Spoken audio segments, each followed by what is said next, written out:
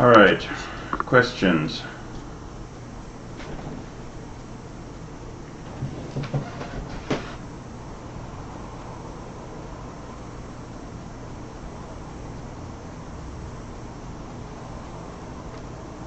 Is today going to be like a review day pretty much? Pretty much. So I'll go over a bit of the Lab 7 stuff in the simulator and do some kind of final wrap-up on that, and I'm going to go through the list of topics and answer questions if people have any questions.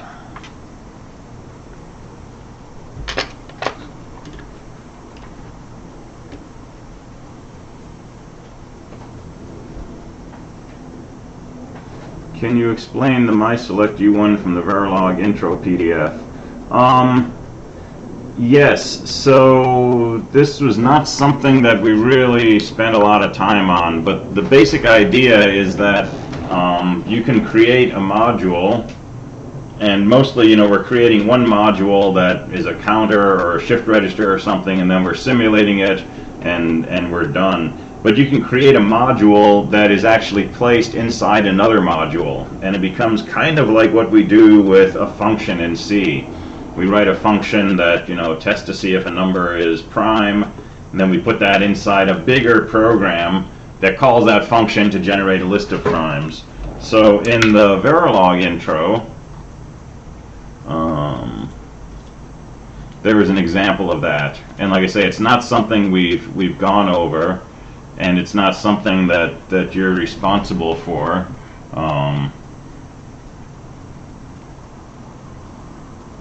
Yeah, so using modules inside other modules. So the example here, let's see if there's a way to make this big. There is not.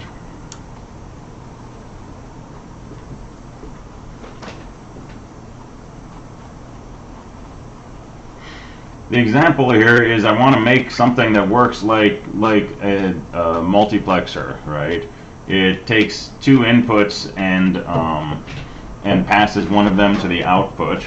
Okay, so input 0, input 1, a select, and an X.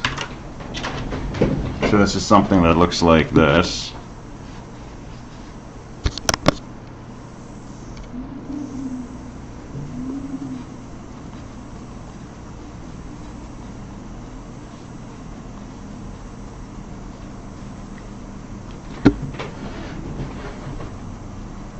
Right, and so if select is 0, input 0 passes to X. If select is 1, input 1 passes to X. And so it's a single assignment statement, right? Basically says if select's equal to 1, assign X equal to input 1, otherwise assign X equal to input 0. And then I used that inside a larger function to create a simple logic unit, right? Something that could take two inputs and do either an AND or an OR based on that. So this was put inside a bigger box whose goal was to bring in two numbers, A and B, and output either A and B or A or B. And instead of just writing that directly, right, with an assign statement which says if my select is 1, then set the output to A and B, etc., I'm using this selector inside and making a main method that looks like this. So I have my main method, A and B are inputs, function is an input, X is an output. And internally I make this value called AND value and OR value, which are equal to the AND and OR. So these get ANDed together to make an AND value.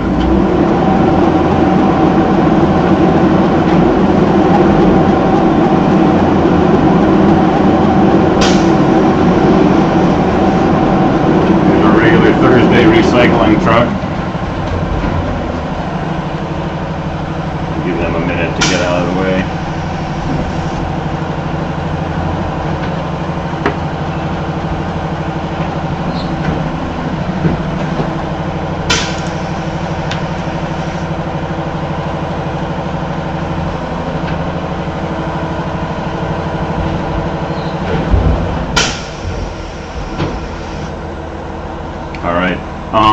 have an AND value. I'm just going to shout. I have an AND value and an OR value, and I feed those to the inputs of this mySelect. So I'm building this.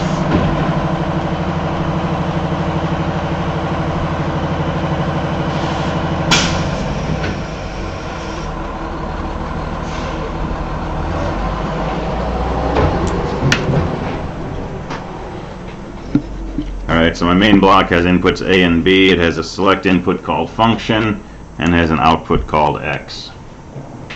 And I've described that by using this other module inside and just piecing together my two functions and routing them through my selector. So it's an example of modular code, right? Designing one module, putting it inside another.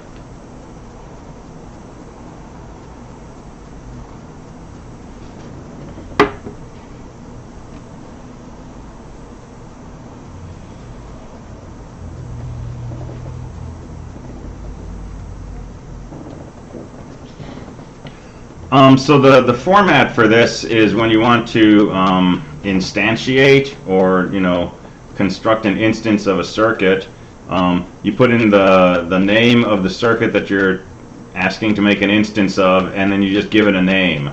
And traditionally, we call these components U1, U2, U3. So this is like picking up a chip that does this mySelect function, right? This 2-to-1 multiplexer, and I'm calling it U1. And I'm specifying the input 0 should come from my signal AND value, the input 1 should come from my signal OR value, the input select should come from my signal func, and the input X should be connected to my signal X. And I could call this anything that I want, and I'm not using that U1 anywhere, but I could refer to it somewhere else in my design.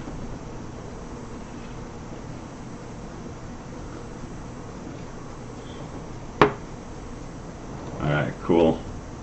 And you can do fairly powerful Verilog design using this idea of taking modules and putting them inside other modules and so on. But again, the real power of Verilog is when you can describe things behaviorally, like set this equal to that plus 1, or shift this left, or things like that, as opposed to describing the structure of the circuit you want.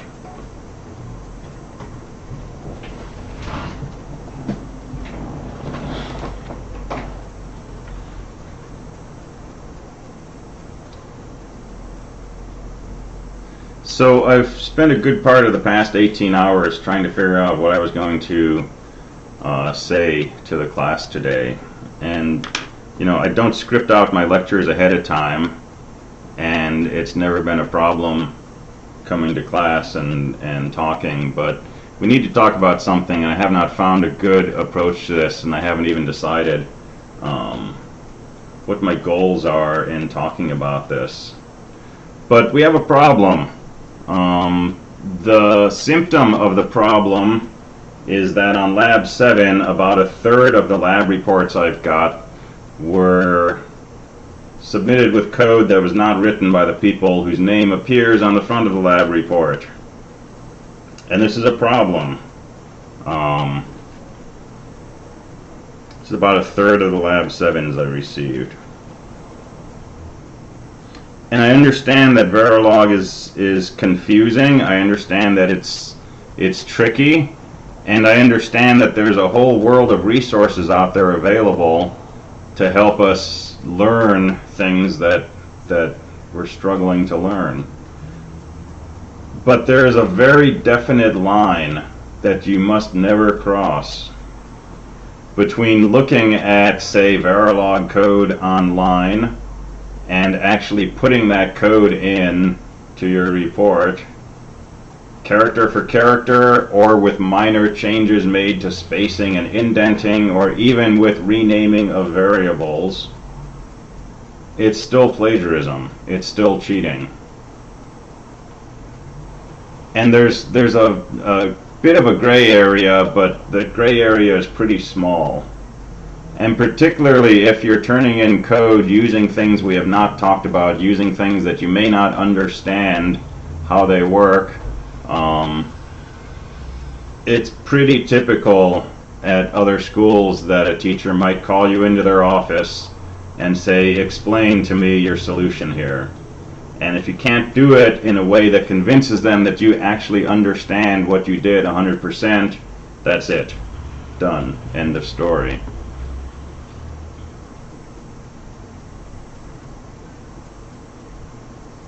And I debated handing out zeros. I debated handing out Fs for the course. And I talked to the department chair, and we talked about goals in whatever action I take. And my sense is that people in this course are trying to learn the material and are not just looking for, a quick way through. People are spending significant amounts of time working on the labs, working on the homeworks. And that's important. And I appreciate the effort that people are putting in. So I'm going forward assuming that this crossing of the line is unintentional, and that even if people know they're turning in code that is not their own, they're feeling that they are learning what they're supposed to be learning, and that this code represents their best understanding of how Verilog works, how a traffic light controller works, things like that. Your goal in this course is not to write Verilog code. Your goal in this course is not to make a traffic light controller. Your goal in this course is not to successfully draw a wiring diagram for a delay circuit. Okay? Your goal in this course is to prepare yourself for the next course, for Engineering 270, and if you're CS track, for CSE 215. And the goal of CSE 215 is to prepare yourself for CSE 222 and 223, to prepare yourself for courses in system programming and databases and whatever else you're going to take down the road. It's for your benefit, okay? Labs are 15% of your grade for this course, I believe. I haven't checked the syllabus. I think that's 15 or 20%. There's 7 labs. The deductions that I've been giving people on labs are not because, you don't know how to make this circuit. It's because of things like not following the instructions. Like it says include a timing diagram and there's no timing diagram, okay? If you're following the instructions and you're putting in the effort and you don't know how to get your circuit to work, you don't know how to get your Verilog code to run, that's exactly the spot that you should be in. That's why you're taking this course. If you could write Verilog already, you wouldn't be taking 250, right? So spend the time and the energy as you've been doing, but take advantage of your teachers, right? If they are willing to work with you and you don't understand something, get in touch with your teacher and say, I don't understand this. I'm completely lost. I have no clue, whatever, right? I have never had a student come to me with a question or an assignment. I've never graded a homework problem or an exam. Even if the student got a 0 on it, I've never come away from that with the impression that this person should not be in the field. This person should not be studying engineering. This person needs to find something else. The only time I've ever had that impression is when students are turning in work that's not their own. Because I have to wonder, what is the long-term plan here for this student? If they're downloading code or schematics or legal decisions or responses to medical questions or any of the things that you can find on sites like Chegg, and they're turning that in as their own, what is their plan when they get to the next course? They're probably going to have to continue doing this. And when they go on to a university, they'll probably be part of a network of students who provide these services to other students. Give me $50 and I'll give you copies of the old exams, And maybe they get through university, but chances are they drop out at some point. But occasionally students get through the university and they get a job, and what happens then? They start bugging their coworkers for help on their assignments. because they don't know how to code, they don't know how to design a circuit, they don't know how to use test equipment. And sometimes that lasts for a few months, sometimes it lasts as long as a year. And then eventually the person decides, I can't do this, and they leave their job, and now they're, a few years older, they're in debt, and they're back to square one, right? There's no possible good outcome from this. There's short-term benefits in terms of, hey, I got, an A on my lab instead of a 60 on my lab, right?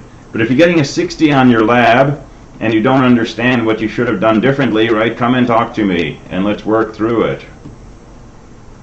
And not just me, any teacher that you have, right, at least at the level of Clark, should be willing to sit down and help you with this.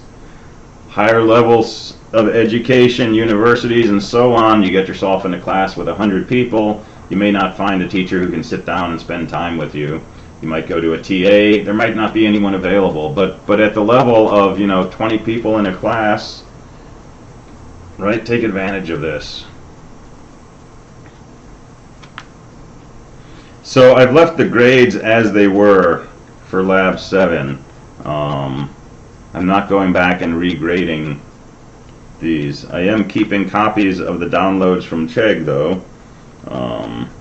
And I'm going to say do everything in your power to never let this happen again. Right? Do not take downloaded material and turn that in as your own unless you reference it. And referencing it, I don't know what would happen after that, but at least it wouldn't be considered plagiarism.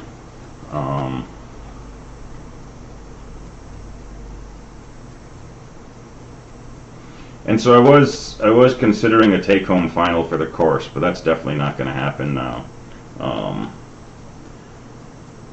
And I think I'm going to go back to a straight Canvas quiz for the final, and I'm not going to have you upload images, but it's going to be a quiz, probably 20 questions, and it will be a combination of fill in the blank, short answer, and so on and so forth. So it'll be 110 minutes. And I'm probably going to set it up so that once you answer a question, you cannot go back and look at it and you cannot go back and change it.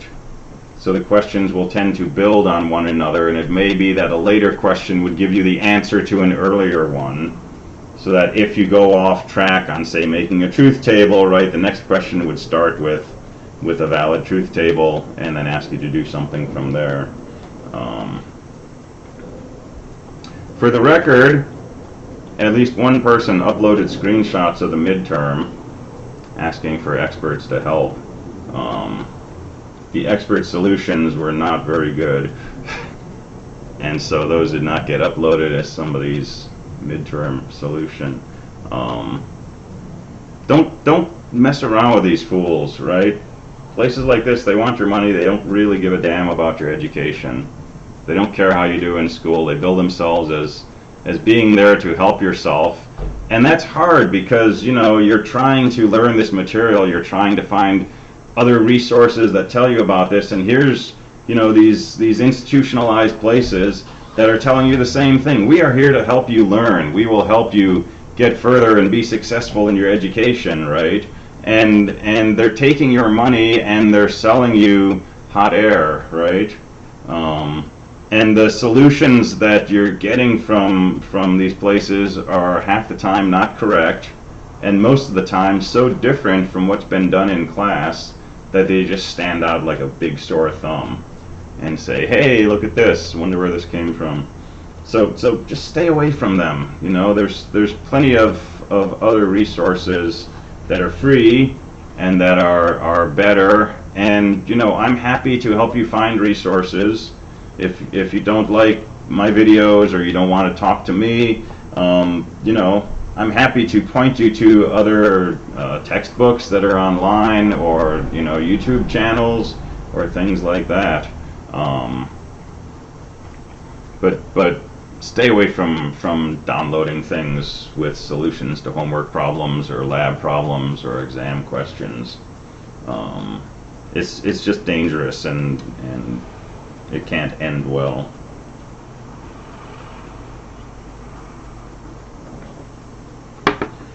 All right, I I was going to limit myself to 2 minutes on that topic, and I went over, but so be it.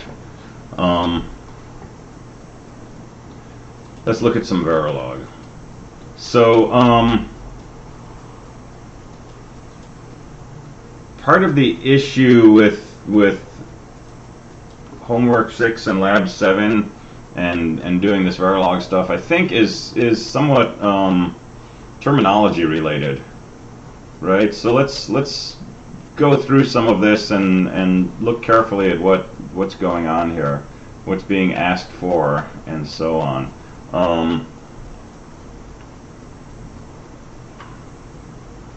Experiment 1, design and create a simulation waveform for an 8-bit even parity checker using Verilog. Okay, so what are you being asked to do here? You're asked to design a circuit using Verilog. Okay, we sometimes talk about Verilog programs, and we talk about programming in Verilog, but that's really not what we should be talking about. We should be talking about describing circuits. Okay, remember my #1 hint about Verilog. Verilog is not a programming language. It's a way to describe a piece of hardware. So each of these experiments, when it says design and create a simulation waveform, you have 2 goals. The first goal is to write Verilog that describes a particular circuit, and then to use the LDEC tool to create a simulation waveform. Okay? Simulation waveform just means timing diagrams. Things that show you time running horizontally and the values of waveforms as time moves. And there's a variety of tools we can use for this. The LDEC HDL tool is the one we've been using in this course, but there's probably hundreds of tools out there that will let us simulate the behavior of circuits. But to do that, first you have to describe your circuit in Verilog, and then you have to compile it into some sort of internal representation for the system, just like we compile a C program so that the CPU can execute it. We compile a Verilog description so that the simulator can understand the circuit we've described. And then we run a piece of software that basically says, suppose this was an actual circuit, what would it do? And that question can't be answered unless you know what the inputs are doing, right? So system diagram, inputs on one side, outputs on the other. You've got to know what the inputs are. And it's up to you to decide what the input value should be.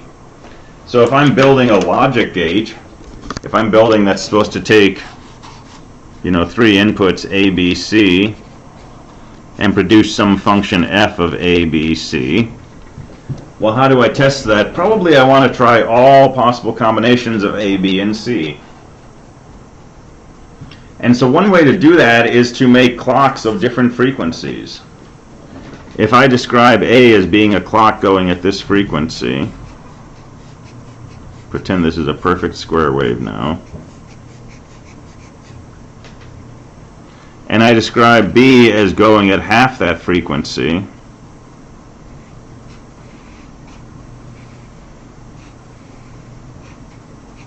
and I describe C as going at half that frequency,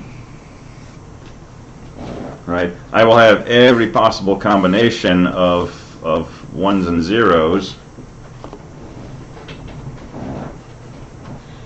and then I can look at the simulation output for F and see what F is doing in response to that. And so for experiment 1, which was a combinational circuit, right, a parity checker, we could do that. Now, since we're trying to feed in an 8-bit number and generate the parity, another way to do that is to just use a counter. And you can set up counters as a stimulator, and we could say, let's take the input and give it all values from 0 to 255. And for each of those, let's look at what the parity output is.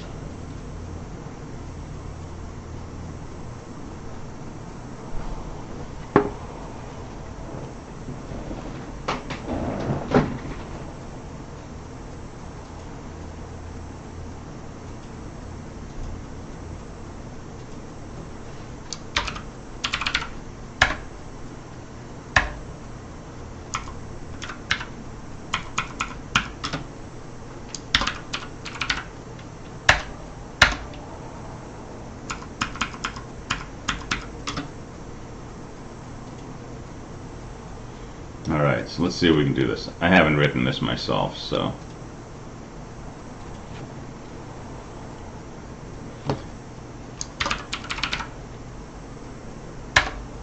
So we could make 8 inputs, or we could make an 8-bit input. I'm going to be a little lazy. I'm going to make an 8-bit input. So I'm going to use an array from 7 to 0 for my input. And I'm going to do an output just called out.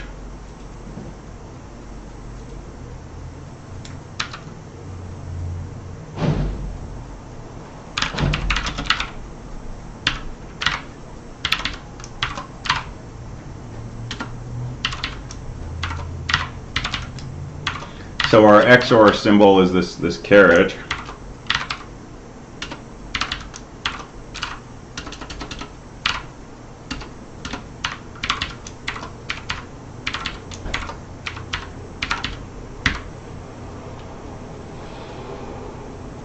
And if we're looking for even parity, we want a 1 if there's an even number of 1s. So I need to invert this XOR to make a big XNOR. And that should suffice. So let's just do a simulation even if it's not correct. So let's do a final new waveform. And again, lots of things that can go wrong in this procedure. Easiest way to get this, hop into Zoom. Alright, simulation, initialize simulation. You should always get this the first time, which asks you to say, what are you trying to simulate? If you've got a myselect and you've got a main, right, different modules, you have to tell it which module you want to drive and look at the outputs of. For us, we only have one module.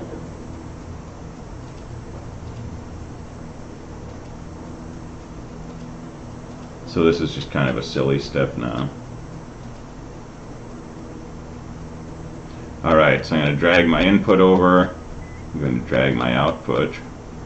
And let's set up a stimulator for the input. And I'm going to say counter. So I'm going to count in binary. I'm going to count up. Start at 0, go up by 1. I'm going to count every, let's just go 10 nanoseconds.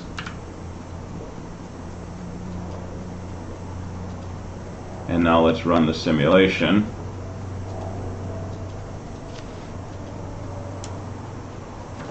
And if you can read these numbers on top, right, you can see, for example, that 0 has an even number of 1s, 1 and 2 have an odd number of 1s, 3 has an even number, 4 is an odd, 5 and 6 have even numbers, right, 101, 110, 7 and 8 have an odd number, and so on. If you want, you can expand the value of in, and you can pick a point and say, how many 1s do I have? Well, I have a single 1, and so the output is 0. Whereas over here, I have 2 1s, right there and right there. That's an even number, and so my output is 1.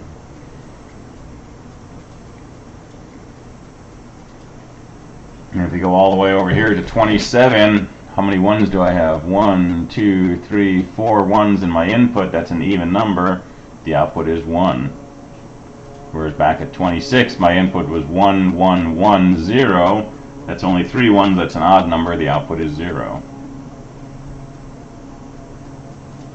And you can keep stepping this all the way up to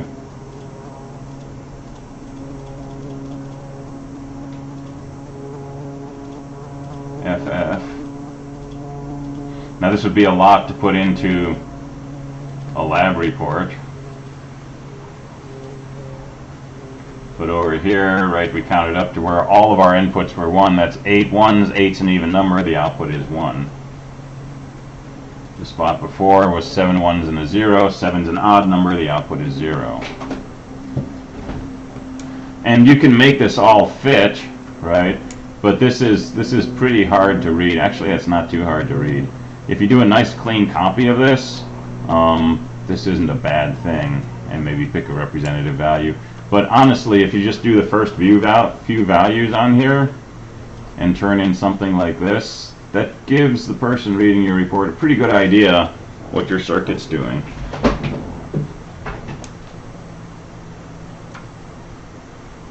So that's an even parity generator.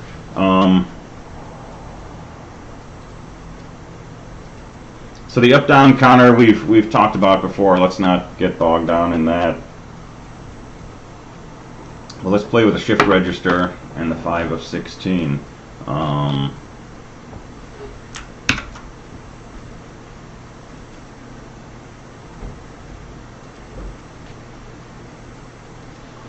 So I'm going to close this project.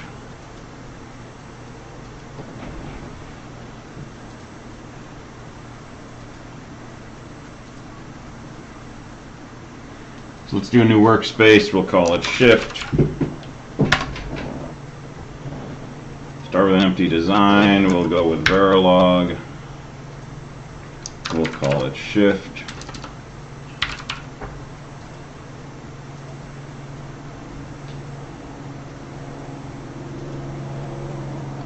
Do new Verilog source.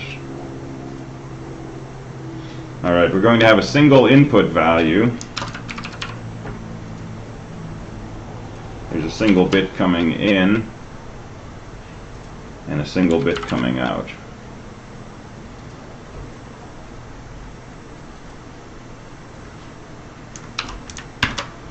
Alright, so system diagram for a shift register is pretty straightforward. I forgot my clock. We've also got a clock coming in. And every time the clock ticks, another bit is sampled, loaded inside here. And the last bit that was in here gets shifted to the output. So it's like a 16-step delay circuit. For our traffic light in Lab 6, we made a 2-step delay circuit by using 2 flip-flops. Okay, here we're doing a 16-step. It's going to involve 16 flip-flops, but we're not going to write Verilog code that talks about 16 flip-flops explicitly. Okay, we're going to think of this as a series of values that are going to get copied from one to the next each time the clock ticks, with the last value going to the output.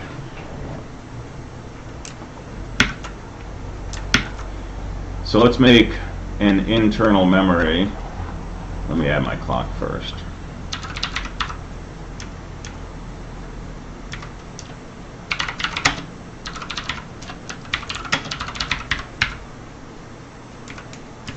I knew I was going to do that. I knew it as soon as I hit it. So I use lots of keyboard shortcuts because I don't use my mouse too much, but the control left arrow shortcut always crashes this tool. But I also know to save my work frequently.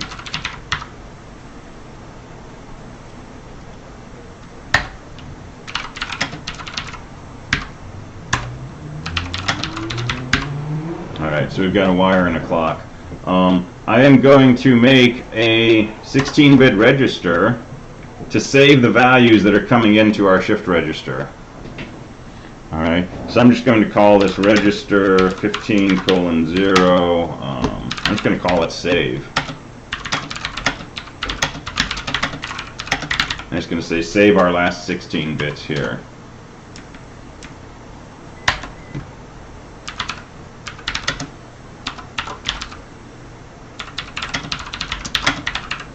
I'm going to say at the positive edge of our clock, begin.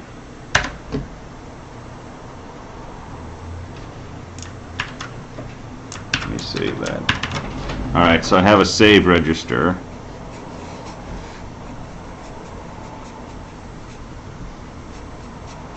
Which has 16 bits to it. Here's the idea. I'm going to take my input and I'm going to copy it into this last position, say bracket 15, and I'm going to take my output from bit 0, and on the clock tick, this is going to get copied here, this is going to get copied here, this is going to get copied here.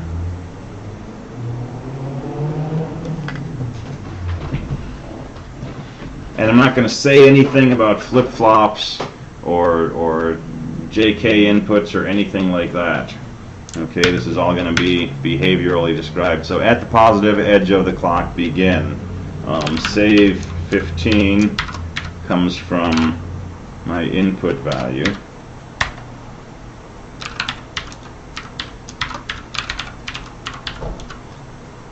Save 14 is going to get copied from save 15.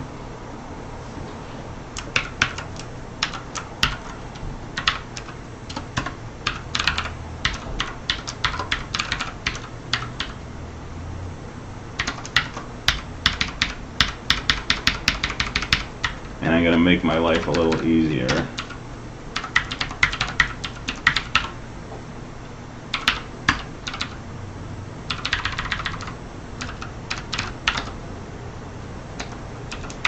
Because I know that this tool tends to crash for me a lot, I'm going to write my code outside.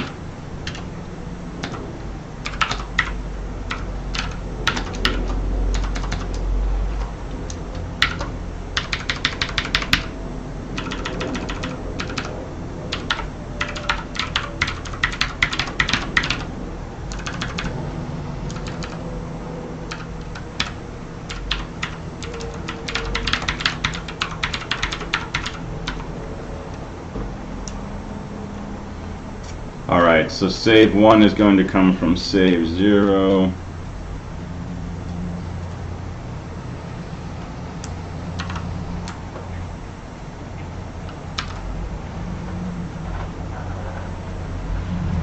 wonder if I can indent this stuff without crashing. Hey, I can. Okay.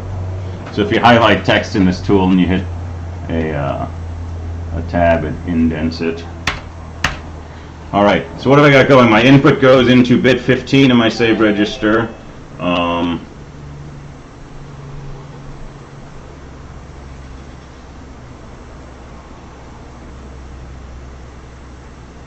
I did it backwards. Okay. I can hang with that.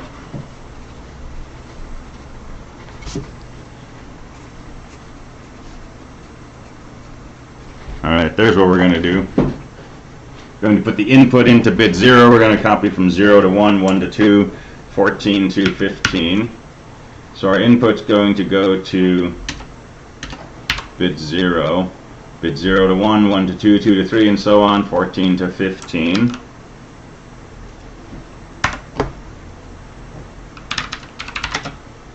And then our output is going to be save 15. And I can make a wire assignment for that. That's going to go outside our always block.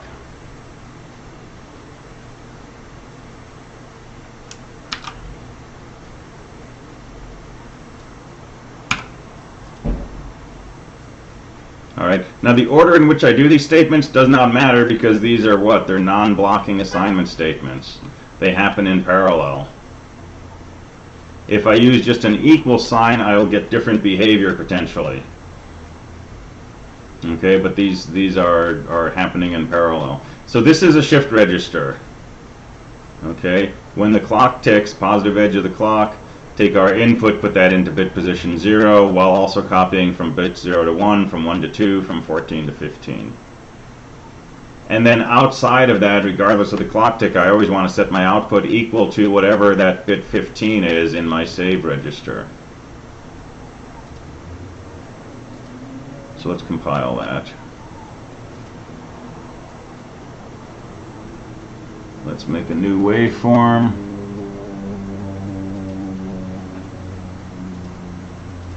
We'll initialize it. We'll pick our top level module.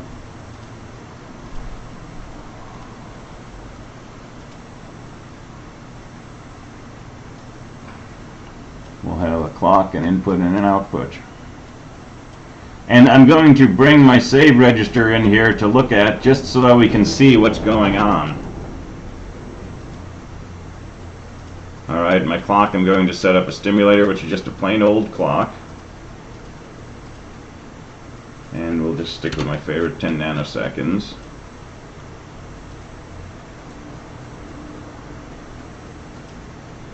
And then our input,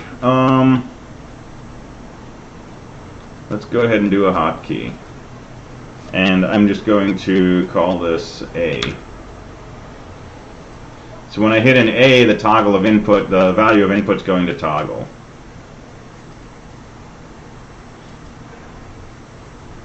And so I'm going to come in here, I'm going to hit an A, which will force my input to a 1.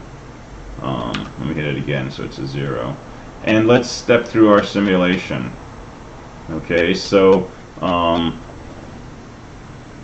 my input is a 0, and you can see after one clock tick, bit 0 is set.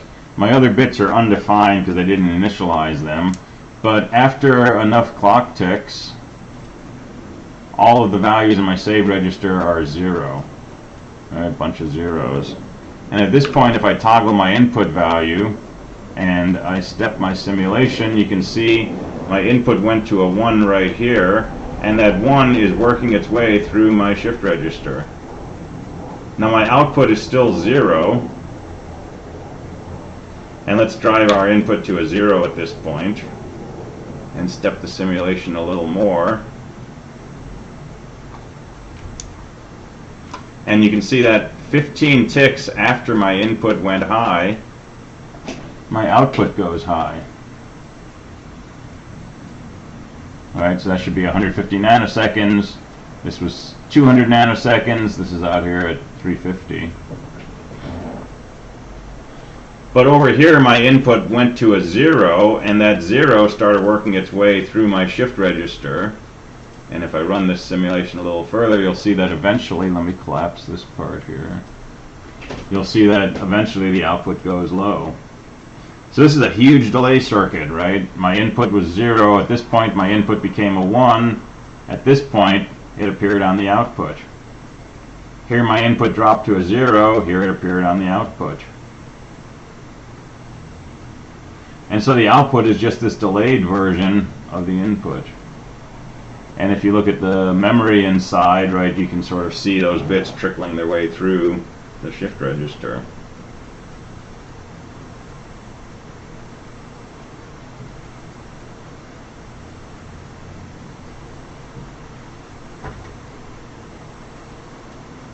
And I can change this to 10 nanoseconds.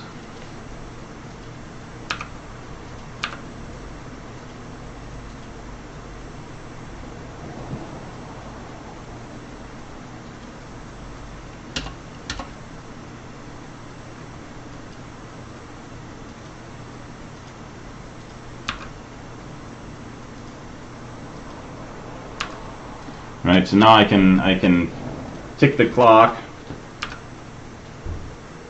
and I can hit my A key to toggle the values of my input.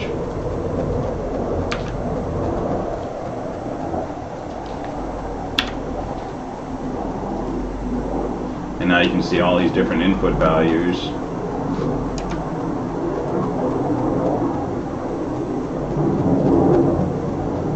Different input stream up here and a delayed version of it coming on the output.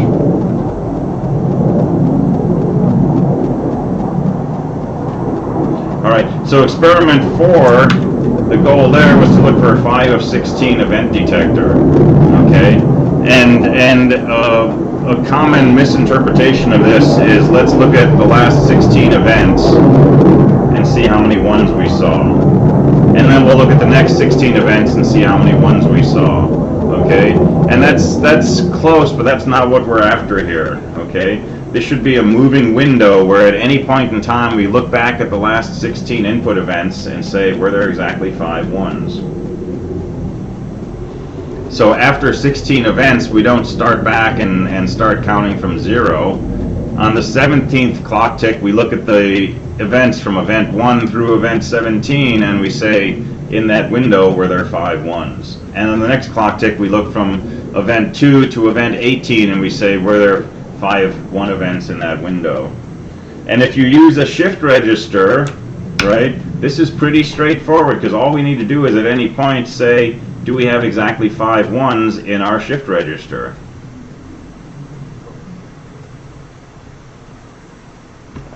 Let's see, comment. I did not know you wanted very complex Verilog code. It's actually not very complex, though. right? The shift register, it's a lot of lines, okay, I won't argue with that, but it's the exact same thing we did when we wrote, you know, a 4-bit shift register. It's 16 bits instead of 4.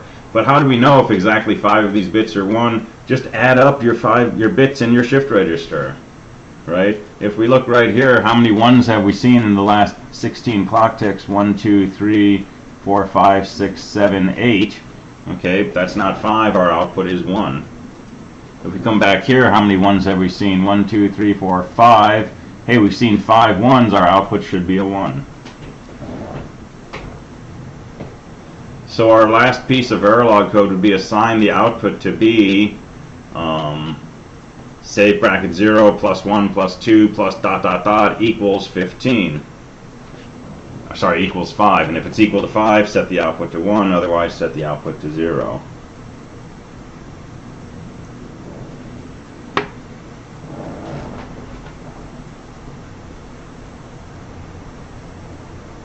So it's not simple and it's not short, but it's really only 2 things going on in here, right? One is this notion of a shift register, which was experiment 3, and the other is this notion of adding up all the bits stored in this register and see if they're equal to 5.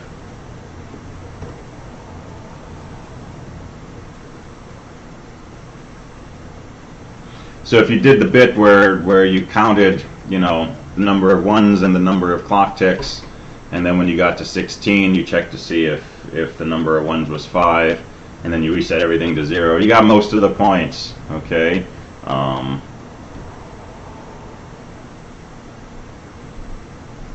I won't say more about that.